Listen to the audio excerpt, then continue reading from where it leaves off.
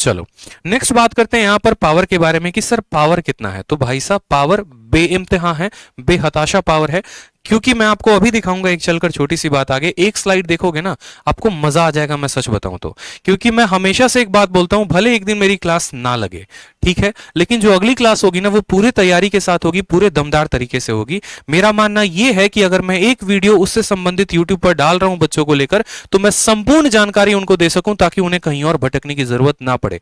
तो ये पावर शब्द है तो अपने आप में 5 लेटर का, लेकिन एक एक वर्ड आपको डिफाइन करेगा कि आपका सच में कितना बड़ा रुतबा होता है, कितना ज्यादा सम्मान होता है जब आप एएसओ इन एमईए लगते हैं तब। दूसरी बात करते हैं पैसे को लेकर। तो देखो भारत सरकार में जो नौकरियां होती है ना, यहां पर जो पैसे आपको मिलते हैं 4600 ग्रेड पे के अनुसार से 70,000 से 80,000 मिलती है। पैसा यहां तब बरसता है आपके अकाउंट में जब आप विदेश में पोस्टिंग लेते हैं, तब आपको महीने के 2-2 लाख 3-3 लाख रुपए मिलते हैं। वो भी हम आगे चलकर डिस्कस करेंगे। और बात करते हैं सोशल स्टेटस की। तो देखो जो बिहार और यूपी के लोग होते हैं उनके लिए मैं एक बात बताता हूं। देखो जैसे मैं भी बिहार का हूं, तो हमारे यहां अगर आप किसी को बोलेंगे ना कि इनकम टैक्स, तो इनकम टैक्स का माइंडसेट बहुत बड़ा है। लेकिन अगर आप किसी को एमईए बोलेंगे ना तो उनका माइंडसेट उतना बड़ा नहीं है, वो उस तरीके से नहीं समझेंगे। अच्छा एमईए क्या बोल रहा है पता ही नहीं। बहुतों को लगता है अरे एमईए तो पहली बार सुन रहे हैं, लेकिन आप उन्हें बोलो विदेश मंत्रालय। विदेश मंत्रालय के पावर कितने होते हैं, सोशल स्टेटस क्या होता है, एक एक बात को आपको धीरे धीरे करके जानकारी अभी मैं दूंगा। वीडियो के अंदर एक एक बात बताऊंगा मैं आपको कि आपके सच में वैल्यू क्या है। आपका सिर्फ वैल्यू भारत के अंदर नहीं, भारत के बाहर भी है, पूरी दुनिया आपकी कदर करेगी। सभी बातों को धीरे धीरे हम जानेंगे। एलिजिबिलिटी की बात करें तो ज्यादा कुछ नहीं चाहिए। सिर्फ सरकार आपसे यह बोलती है, जो आपकी कमीशन एसएससी है, बोलती है कि बेटा देखो तुम ग्रेजुएट होने चाहिए किसी भी रिकॉग्नाइज्ड यूनिवर्सिटी से, चाहे आपने बीटेक किया है, चाहे आपने जो है ऑनर्स किया है, या फिर आपने बीए किया, कोई भी, मतलब ग्रेजुएट होने चाहिए, सिंपल सी बात है। और एज की बात करें तो 30 साल तक की आपकी उम्र होनी चाहिए। 30 साल के अलावा भी रिलैक्सेशन मिलता है, वो अलग अलग कैटेगरीज में होते हैं। जैसे एससी कैटेगरी को अलग मिला, एसटी को रिलैक्सेशन मिलता है, इसके अलावा ओबीसी को एज का रिलैक्सेशन मिलता है, ठीक है। तो ये सभी जो हो गए आपको एज रिलैक्सेशंस भी मिलते हैं, जिसके बारे में अभी कभी डिटेल में बताऊंगा, ठीक है। चलो बात करते हैं जो पावर के बारे में। तो पावर को मैं आपको ये 2 फोटो के माध्यम से दर्शाना चाहता हूं। क्या होता है कि जैसे आपने देखा होगा, एक शब्द सुना होगा आपने, दूतावास, यानी इंग्लिश में एम्बेसी, सुना है ना आपने। अब ये एम्बेसी का शब्द मैं आपको समझाता हूं कि एम्बेसी का मतलब क्या होता है। ये जो दिख रहा है ना फोटो, ये जो बिल्डिंग दिख रही है, ये एम्बेसी है। और ये किसकी एम्बेसी है, तो ये भारत की एम्बेसी है, इंडियन एम्बेसी है। कहां पर है, तो यूएसए में, ठीक है। इसी तरीके से भारत का एक और एम्बेसी है, वो है बीजिंग और चाइना में, ये आपका भारत का दूतावास है, ठीक है।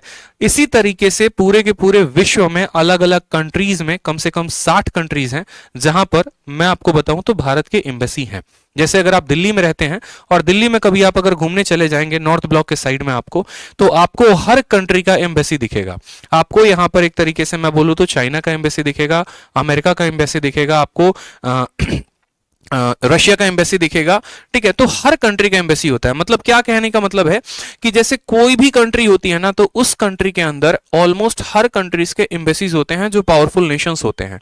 और ऐसा क्यों होता है, क्योंकि मानो कि जैसे अभी आपने एक अफगानिस्तान का केस सुना था कि अफगानिस्तान में जो है पूरी की पूरी सरकार भाग गई और वहां पर जो है वहां के जो आतंकवादी संगठन है उनका पूरा कब्जा हो गया। अब ऐसे केस में क्या हुआ, रातों रात तख्ता पलटा। अब रातों रात तख्ता पलटा तो अफगानिस्तान में जो भारत के निवासी रह रहे थे उनको वहां से बाहर कौन निकाले। आपने एक एयरलिफ्ट की मूवी भी देखी होगी अक्षय कुमार की, वहां पर भी मूवी में यह दिखाने की कोशिश की गई है कि एयरलिफ्ट के माध्यम से उस कंट्री में रह रहे भारत के सभी लोगों को भारत में लेकर आया गया।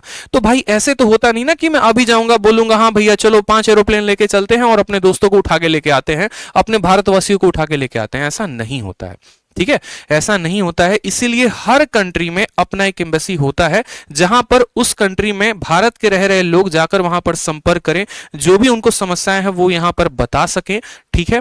और उसी तरीके से ये पूरे के पूरे डेटा को रिकॉर्ड करते हैं और इस तरीके से भारत को मदद करते हैं। एग्जाम्पल के तौर पर मान लीजिए कि मैं फंस गया हूं, कहां में, जाकर लंदन में मैं रह रहा हूं और वहां पर मुझे अपने कास्ट सर्टिफिकेट की जरूरत है, तो मैं जाकर किससे बोलूंगा, मैं अपने इंडियन हाई कमांड से बोलूंगा, मैं अपने इंडियन एम्बेसी में जाऊंगा। तो उस इंडियन एम्बेसी में जाएंगे, वहां पर आपके सारे ऑफिशियल वर्क्स होते हैं।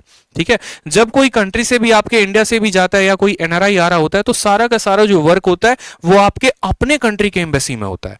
तो हर कंट्री में भारत की एक एम्बेसी है, जैसे यूएसए में ये हो गया, उसी तरीके से चाइना में काम भी एम्बेसी हो गई।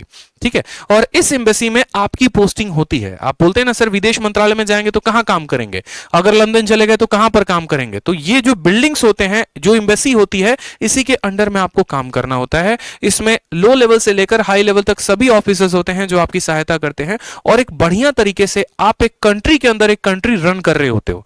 इसलिए एम्बेसी को एक और बात भी कहा जाता है, country with in a country. और एक बात को हमेशा